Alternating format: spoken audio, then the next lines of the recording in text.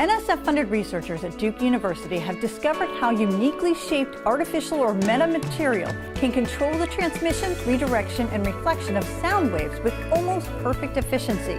Made of 3D printed plastic, it's not the plastic's properties, but the actual shapes of the metamaterial's structural features, as well as the space around them, that allow it to manipulate sound waves. So think of someone blowing air across the top of a glass bottle. The pitch the bottle makes depends on how much liquid is in the bottle. Similarly, as a sound wave travels through the structure, each column resonates at a different frequency depending on how much of it is filled in with plastic.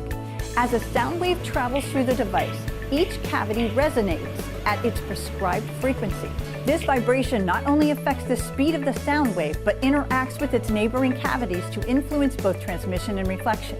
The team used this mechanism to redirect the sound in the desired direction and also limit any redirection in unwanted paths. They hope to transfer these ideas to the manipulation of sound waves in water to improve applications like sonar.